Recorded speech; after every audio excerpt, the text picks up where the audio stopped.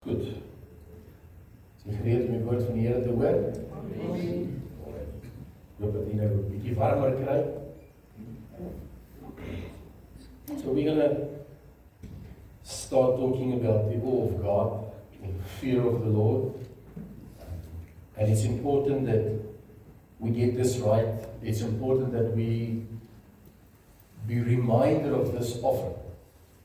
En of dit nou hier van vooraf is, of dit ons elkeen op ons eie is in die teenwoordigheid van die Here in ons stilte tyd, op hoe mate ook al is dit belangrik dat ons gereeld herinner word om die vrees van die Here. En dat ons, en ek dink Afrikaans verduidelik nie so mooi nie, dit klink nie so, ek verstaan dit beter as ek sê of God. Is die Afrikaanse woord vir awe. Ek dink die naaste is verbasing, is dit nie? Verwondering. Is dit die bietjie beter? Ja, verwondering in die Here. Dat ons nie, ons probleem is ons raak gou gewoond. Ons raak gou gewoond aan ways, ons raak gou gewoond aan mense, ons raak gou gewoond aan luxuries, ons raak gou gewoond aan 'n klomp dinge. Dis maar ons natuur, ons hou daarvan dat dinge gemaklik is, dat dinge lekker gaan, en wanneer dinge dan nie meer so gaan nie, dan raak ons jittery en moeilik en krapperig oor 'n klomp dinge.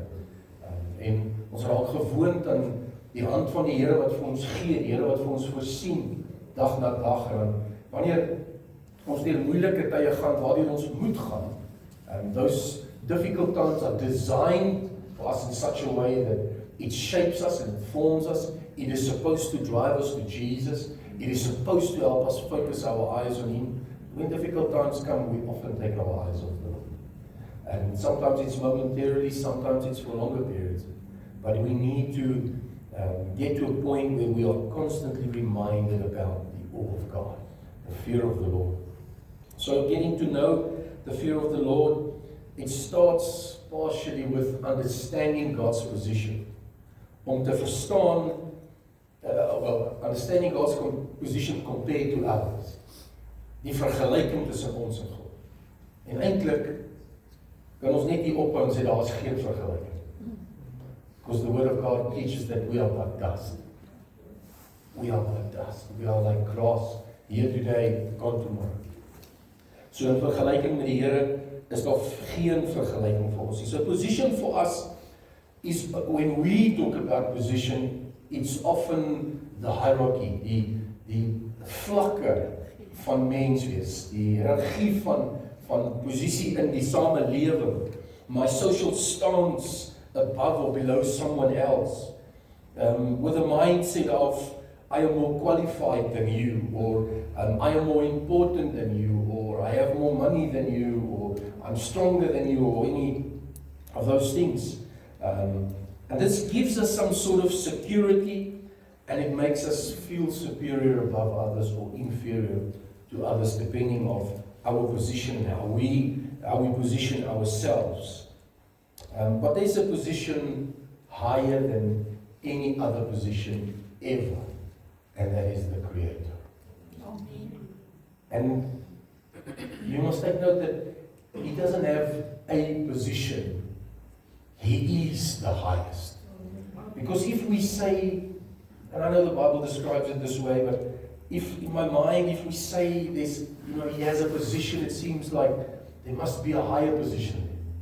He is the highest. It's who He is. There's no one greater than Him. There's no one greater than Him.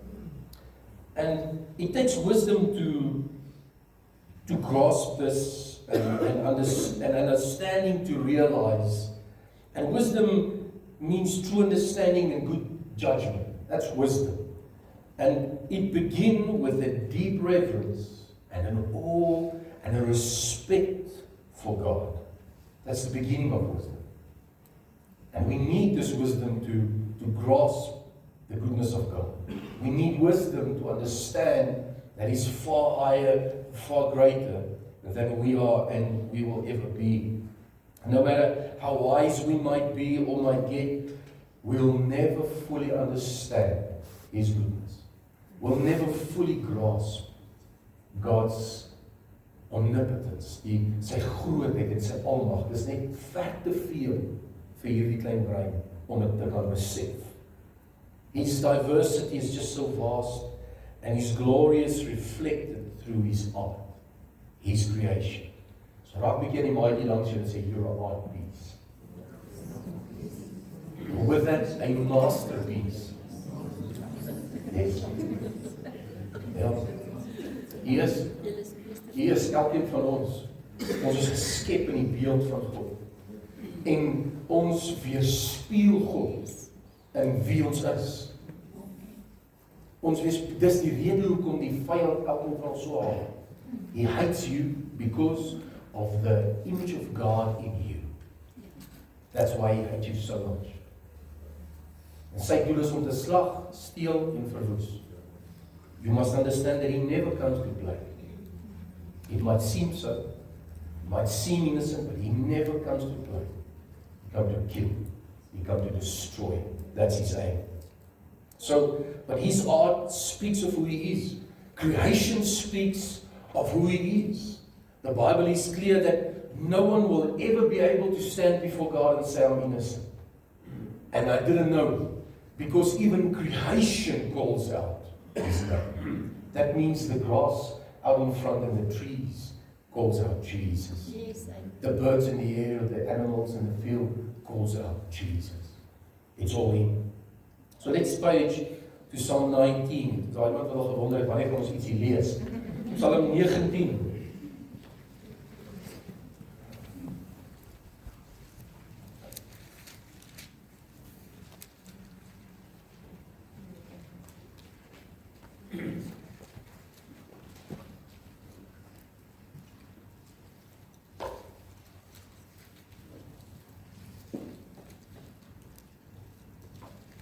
Psalm 19 vers 1. The heavens declare the glory of God, and the skies proclaim the work of his hands.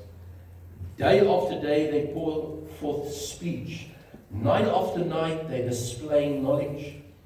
There is no speech or language where their voice is not heard.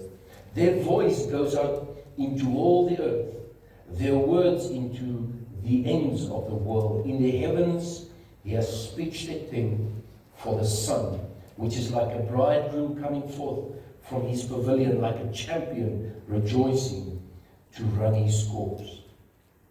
The heavens declares his godliness, his all.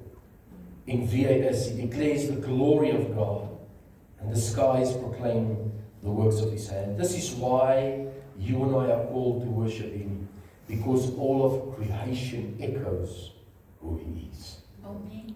We are part of that. We are part of his artwork. Ons het nou net erken teenoor mekaar.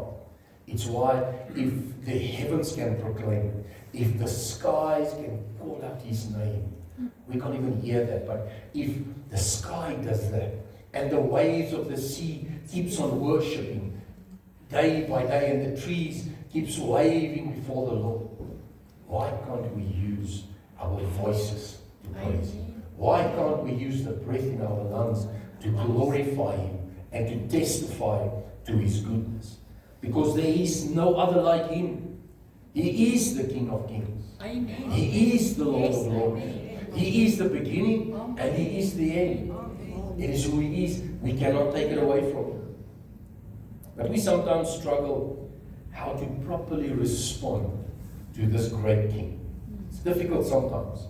How to respond to this great King in a way deserving and fit of his glory.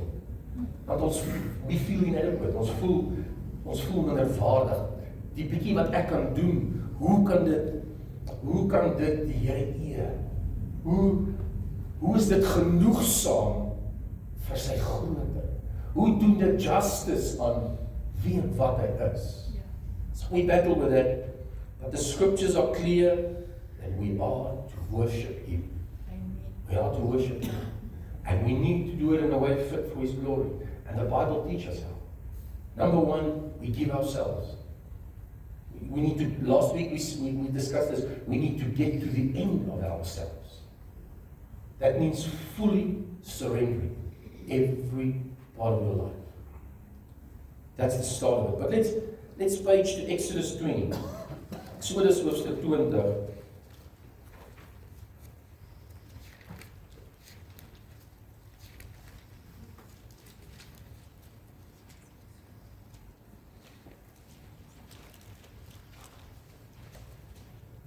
Bible is clear that we should worship Him.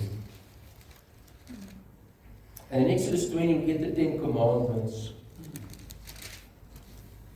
And God spoke all these words from verse 1.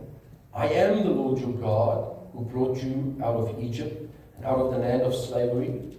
You shall have no other gods before me.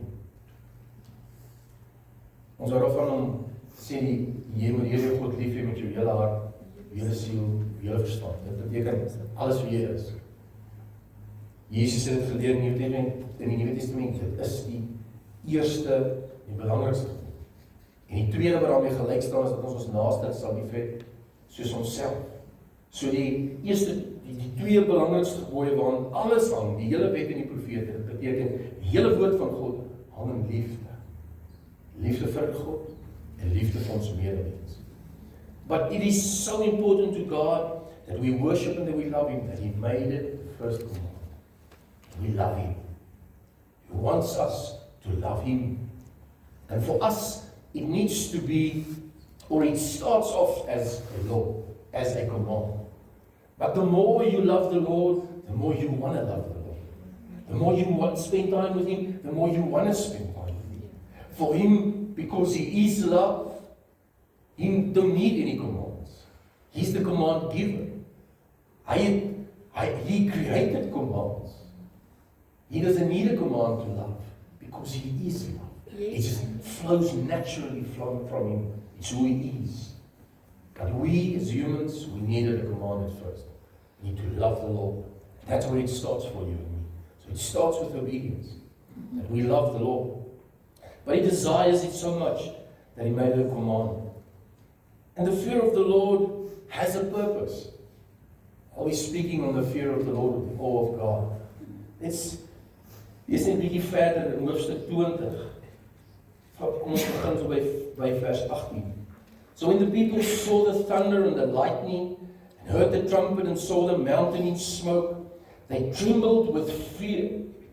They stayed at a distance and said to Moses, speak to us yourself and we will listen, but do not have God speak to us or we will die. Dit is wat gebeur. Dit is wat hulle ervaar toe God vir hulle die wette gee. God het gepraat. Hulle sê, ons kan nie. Moses praat jy met die Here? Sy met ons praat ons dood. Moses said to the people, do not be afraid. God has come to test you, so that the fear of God will be with you to do what? To keep you from sinning. The fear of the Lord has a purpose. It keeps us from sinning. It keeps us from stumbling.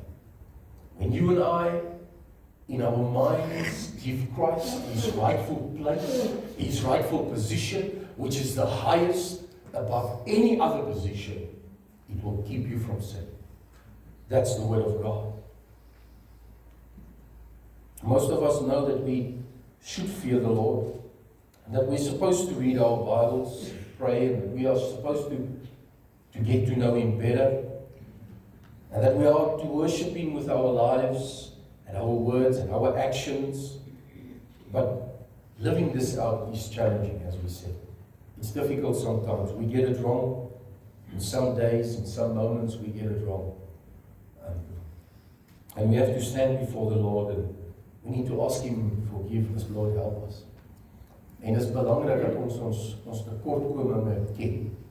En ons tekortkominge erken voor die Here. En ons moet weet dat alles is oop en bloot vir die Here. Hebreërs 4, alles is oop en bloot vir die Here. Ons kan vir hom niks wegsteek. There's no pretension before Him. Can't pretend. Kan nie voorgee. Want God sien reg deur ons. But shouldn't it be easy to love God, who is so great and so wonderful? Shouldn't it be easy? En my kop dink ek voel dit so half, maar dit moet makliker wees as wat dit is. Moenie so moeilik wees nie. Ons is nie veronderstel om te sukkel met hierdie goed. When we love God because we should, then we have forgotten who He is. It starts off as a command, but He is so much more. He draws us. We battle with it because we think it should be easier. Our love for Him should be from our true selves. En as ek sê true selves, bedoel ek daai core van wie jy is. Dis waar ons liefde vandaan kom. Ons hele wese uitroep na hom. Soos wat die skepping sy naam echo, soos wat die bome waai in die wind en die Here die eer gee en die golwe van die see aanhou net onloof en prys, soos ek en jy veronderstel is deel van sy skepping om net lief te hê en om net te loof en te prys. As for me, the reason why I love the Lord is because I am constantly reminded of where I was, of who I was, that I needed a Savior, and I needed Jesus. That is part of what keeps me at His feet, because I experienced His grace. And that should drive us towards Him. It should drive us to His heart. Dit moet my en jou dryf om meer en meer van hom te hê, om hom te soek. As ek en jy net gereeld herinner word aan ons verlede, en ek bedoel nie dat ons weer skuldig is voor die Here en weer moet repent nie, wat ek sê nie.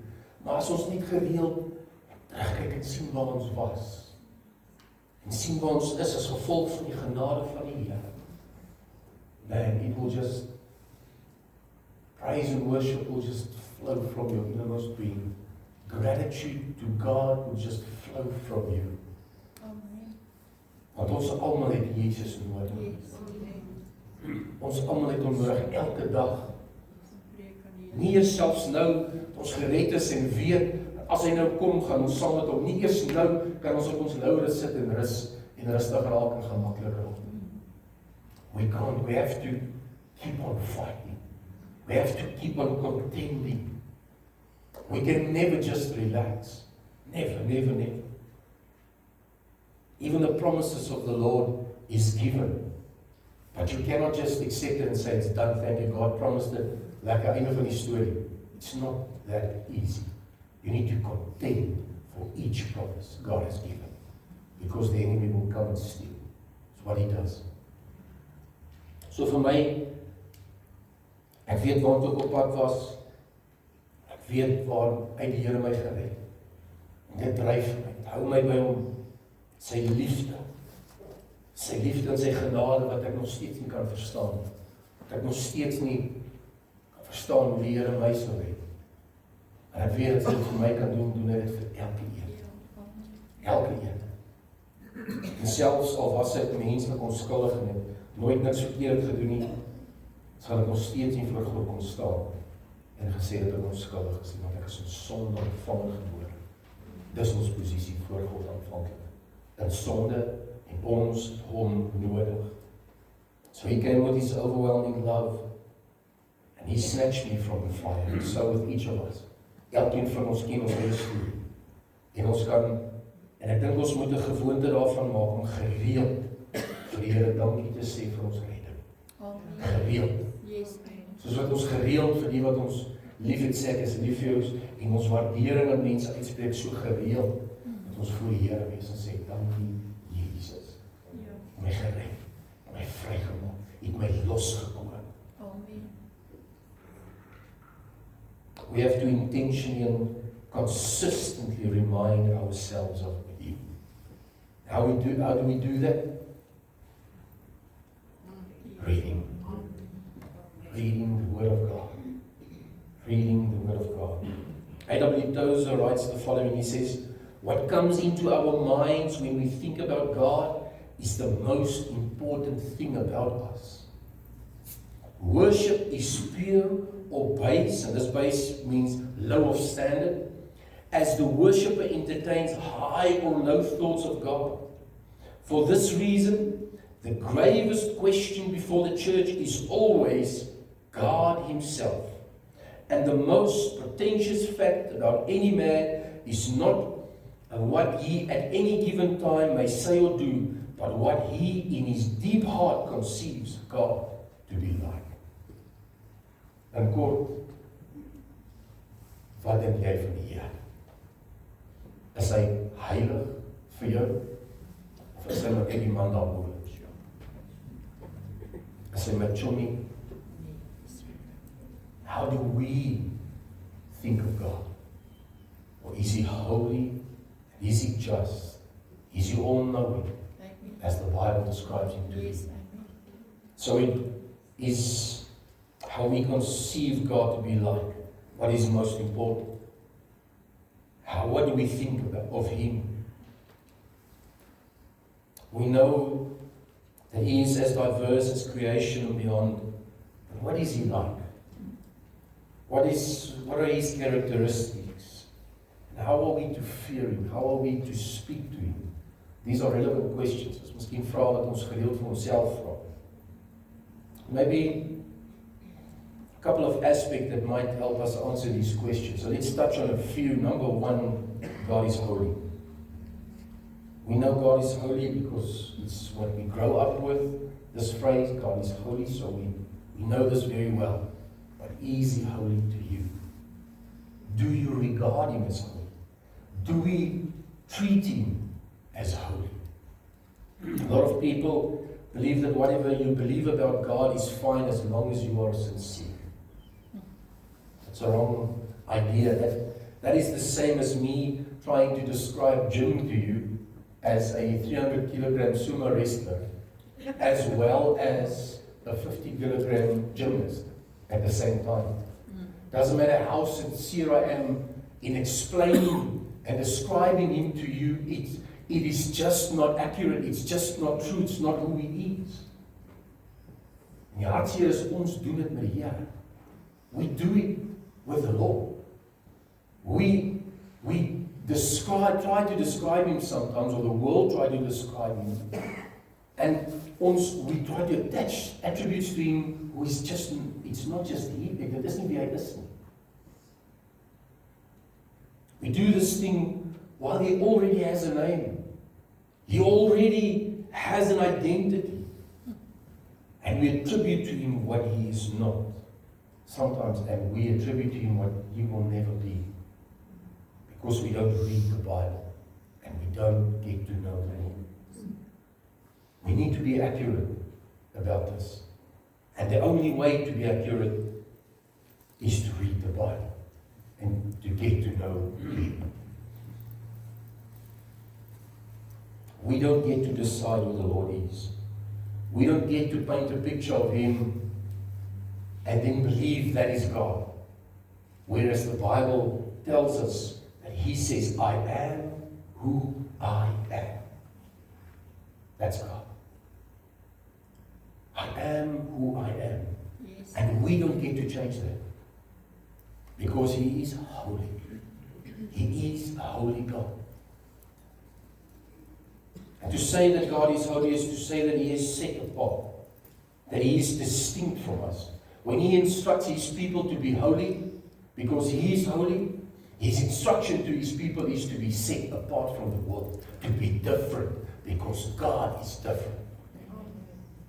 God is set apart. He is distinct from us. And for that reason, we need to be separate from the world. We need to be distinct from the world. Daar moet 'n duidelike onderskeid wees. Ons kan nie dieselfde optree as die wêreld en verwag God moet geëer word nie.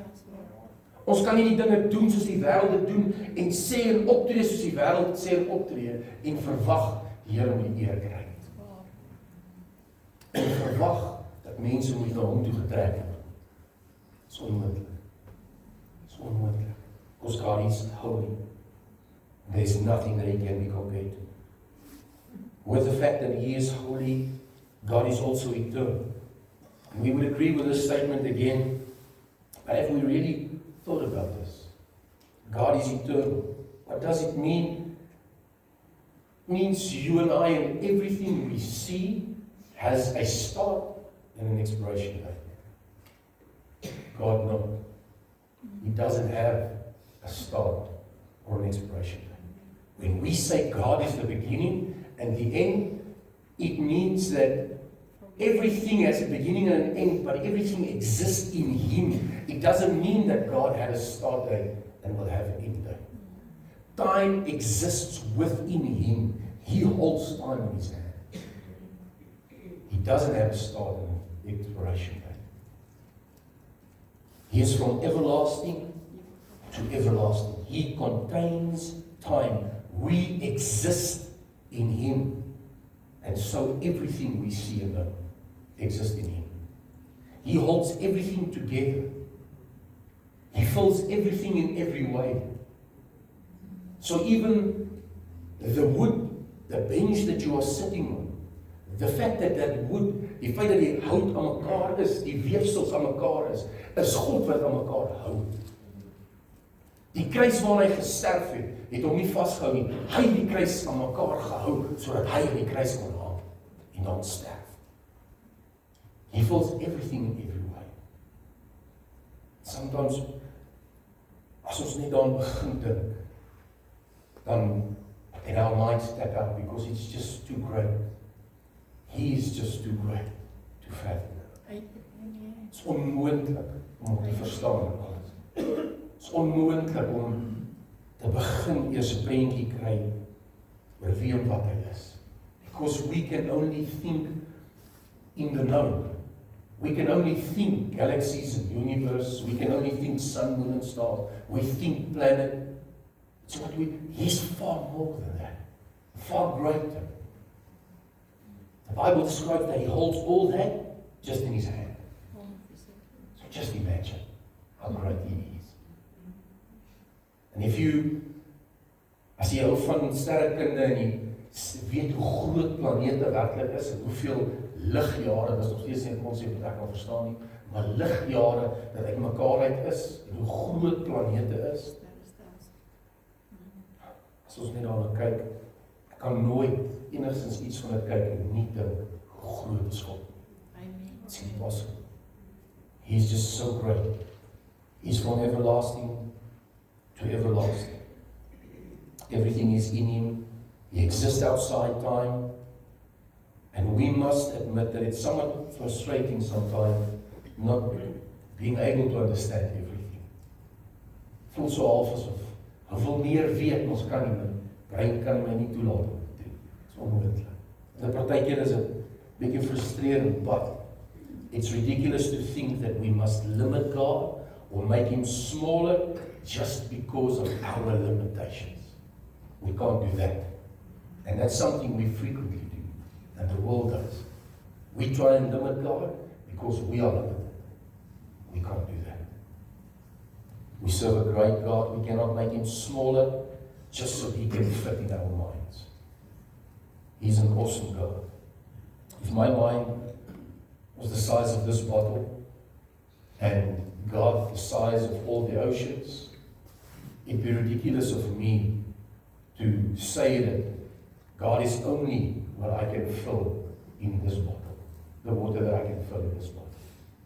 Just because I don't have the capacity. Kan nie die Here kleiner maak as wat hy is. Hy's ver groter as wat ons ooit kan verstaan, ooit kan begryp. Dis die God wat ek en jy aanbid. So with that, God is all-knowing. And this is one we do not think about often enough. Or else we will not be doing half the things that we do. God is all-knowing. We all, to some degree, fool people around us to believe about us what we want them to believe. To some degree. Sê nie ons almal, sê nie ons is fakes en ons gee voor nie, maar to some degree we do. Wil nie hê dat mense I for one, I don't want people to know that I also have difficult days sometimes. I don't want people necessarily to know that I also get angry sometimes. I also get frustrated and irritated. Those are things that I don't want people to know. My huisgesin sien dit en weet dit. Maar ek wil nie noodwendig hê kerkmense moet dit weet. Ek wil nie noodwendig kerkmense moet dit sien nie. Ek wil hê die wêreld daar buite moet dit sien.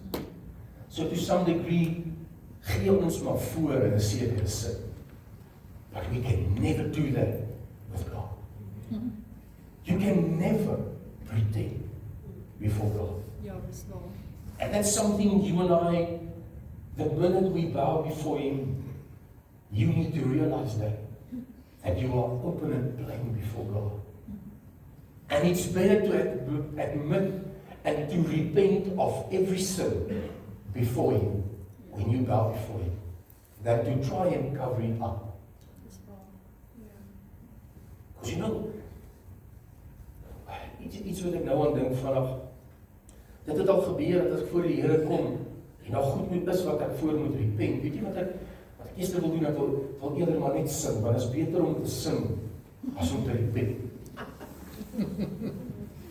Ja, dis die menslike natuur. Ek wil eerder wegsteek. Ek wil eerder wegsteek dit wat ek gedoen het en wat ek werklik is.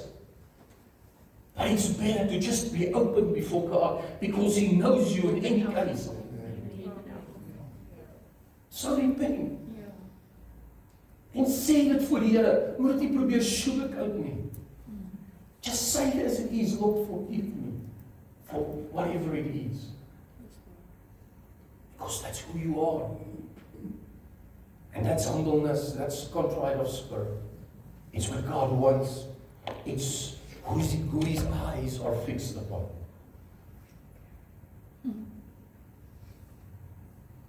It's impossible to pretend before God. He knows each of us deeply and He knows us specifically. Hebrews 4:13. Nothing in all creation is hidden from God's sight. Nothing in all creation is hidden from His sight. Dit beteken, ek kan vir hom niks wegsteek. Nie eers my gevoelens, nie eers my emosies, selfs dit wat in my hart aangaan, wat ek self nie eers van weet God. Dis hoe deursigtig ons voor hom is. Ons sê altyd, ons is 'n oop boek voor die Here, en dis al vir my regtig 'n akkurate beskrywing. Want hier is die boek ook vir my, maar al wat ek kan sien is die 2 bladsye. En dan as ek hier lees, weet ek eers wat hier aangaan. We are more than open before Him. Ons is deursigtig voor die Here. Hy weet alles. Ja. Alles. Dis waar. We cannot escape Him even if we want to. It would not be possible. When we get tired of trying to be faithful to Him and we just want to relax a bit, it doesn't come to Him as a surprise. Want daar is daar wat ons vermoeg is. Dis daar wat jy voel, maar jy bietjie asemhaal. Net rustig wees. Weet jy, it doesn't come to God as a surprise that you're tired. He knows it. Nothing happens where God sits on His throne and He goes, oh my, ek het hierdie nie verwag. Oh hier, ek het nie gedink dit gaan gebeur. That doesn't happen to God. Nothing catches Him off guard. He knows everything before it happens. He knows everything you do before you do it. Everything. We can never surprise Him. For David, God's knowledge led him to worship. Let's page to Psalm 139.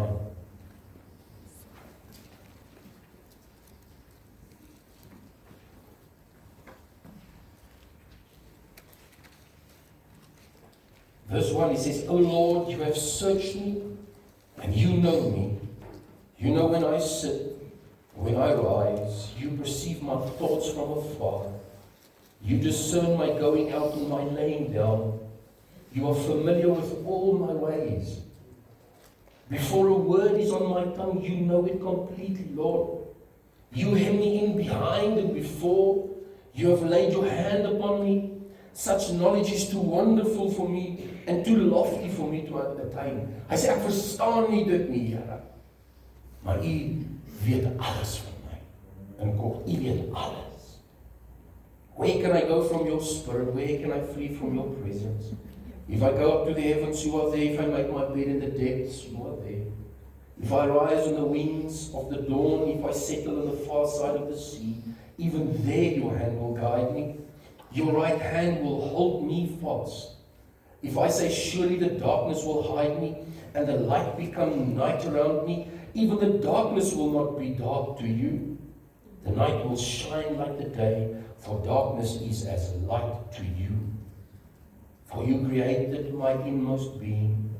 You knit me together in my mother's womb. I praise you because I'm fearfully and I'm wonderfully made. Your works are wonderful. I know that full well. My frame was not hidden from you when I was made in the secret place. When I was woven together in the depths of the earth, your eyes saw my unformed body. All the days ordained for me were written in your book before one of them came to be. Do you realize? Do we understand now that we cannot surprise God? Verse 17, how precious to me are your thoughts, O God. How vast is the sum of them. Were I to count them, they would outnumber the grains of the sand. When I awake, I'm still with you.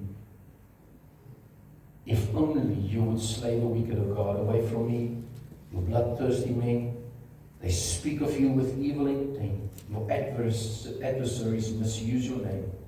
Do I not hate those who hate you, O Lord, and abhor those who rise up against you? I have nothing but hatred for them. I count them my enemies. En hierdie vers ons almal ken. Search me, O God, and know my heart. Test me and know my anxious thoughts. See if there's any offensive way in me and lead me in a way everlasting. It says, test my which thoughts? Anxious thoughts. Anxious thoughts. Not just thoughts. It means we cannot hide anything from God. He knows that we are anxious sometimes. He takes time to know us, and He takes time to know every detail about us. I don't know why, but He does. We are important to Him. We sometimes think, I've heard it in the week, our mindset sometimes is God is too busy for us. God is busy with He's busy with the stars, and He's busy with the weather, and He's busy with the war in Russia, and He's got a lot of things on His mind except why He take the time to think of me. He does. He's got plenty to do. But I'm on His to-do list. And with all the other things, we are way there on top of His list. Because we are important to Him. But we cannot hide anything. The second last thing I want to mention, God is all-powerful. Colossians 1:16, Colossense 1:16, kom ons blaai gou.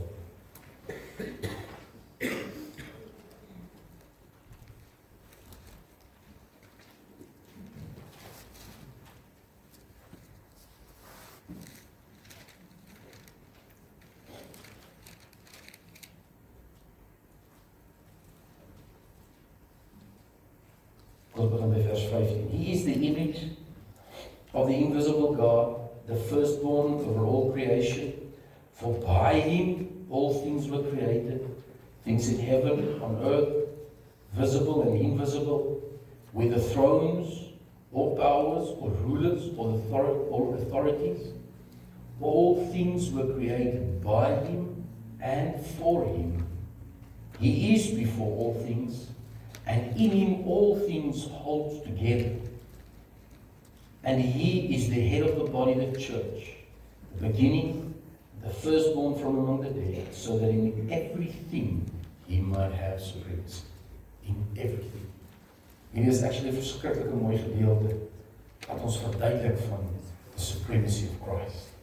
How great and magnificent and awesome He is. But everything was created for Him. Alles. We sometimes live as God was created for us. As if God is there to serve us. So that everything would gaan lekker for us. So that He can provide for me and my family. So that He can just protect me every day. So that ek 'n lekker lewe kan hê. Ons dink partykeer so. Dis wat God se doel is. Ek erken Hom as reg, Here is daar. Hy kan doen wat ek nie kan doen nie. I want to tap in on His favor side. I want to have all these things.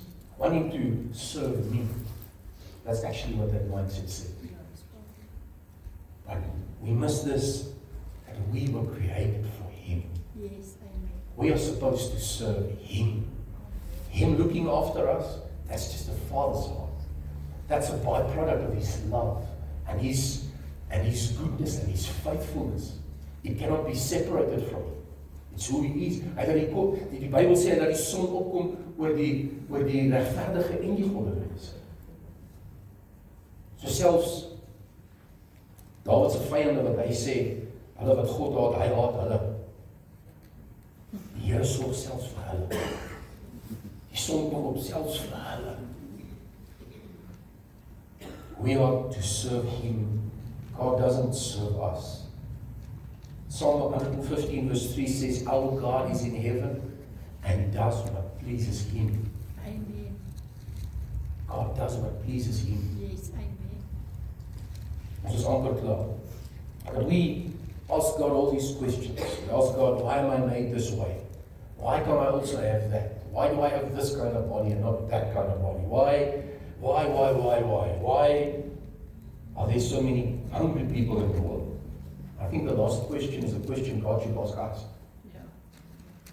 Why are there so many hungry people in the world? We should knock on our door for that. Because are we not His hands and feet?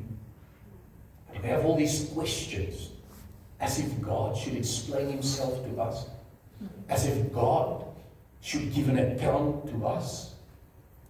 Where does that come from? God owes us no explanation. He owes us nothing. He's the giver of life. He has already given us everything in Christ Jesus. Ek wil nie 'n prentjie skets van God is daar ver en He's not approachable. It's not what I'm trying to say. It's just our mindset should not be that God owes us anything. Our mindset should be, Lord, I owe You my everything. Because of where I was, You have saved me. You have taken me from that miry clay. You have snatched me from the fire. And You have placed me solidly on the rock of all ages. I am Yours. I belong to You. I owe You the very breath in my lungs. Yes, amen. That should be our mindset. We are His. We belong to Him. He owes us no explanation. The last point is God is fair and just. He is fair and He is just. This is a concept the world battles with. One definition of justice is reward and or penalty as deserved. So dit kry wat jy verdien. Dis wat it is. It's not up to us to decide on that.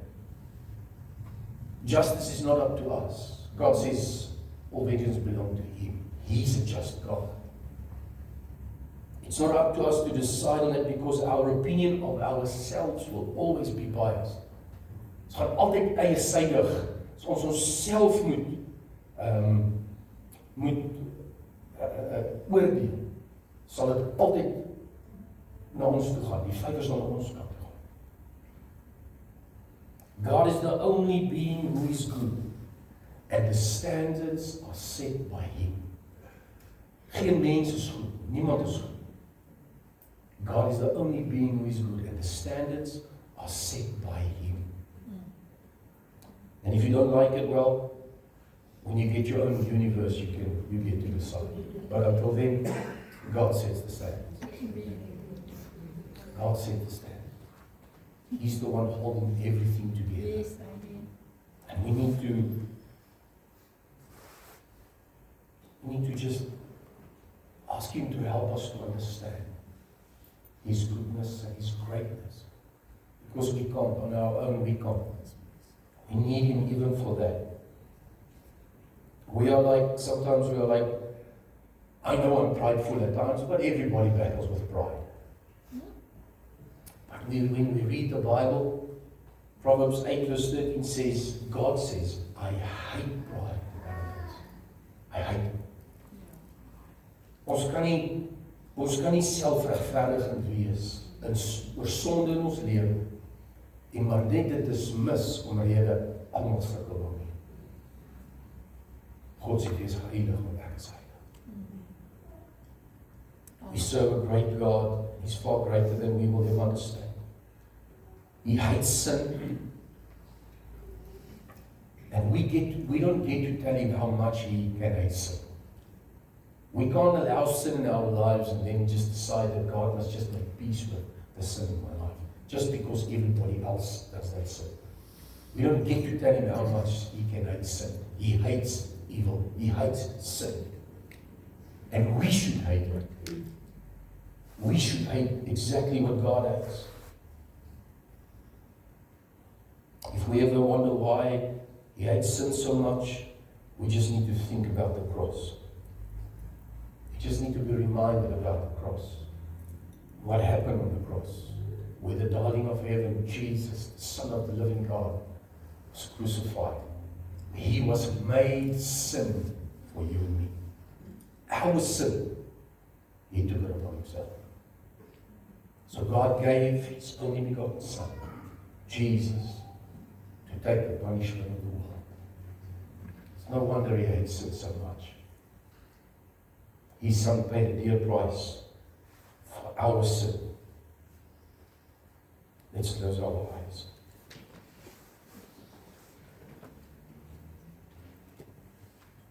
Heavenly Father, we fall short by miles in just trying to understand your greatness.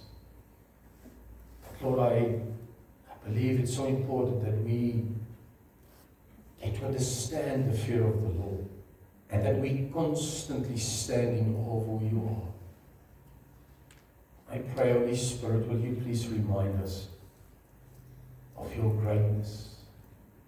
Will you please, in this week, will you please focus our eyes on creation, how great you are, Lord, so that we can continually be aware of your awesomeness, the fact that you have given us all these things, that you hold everything together, that you are holy, that you are eternal, that nothing is hidden before you, but also, Lord, that we belong to you. We are yours. You paid for us, Jesus, with your blood. Help us to live lives worthy of the price that you paid. In Jesus' name I pray. Amen. Amen.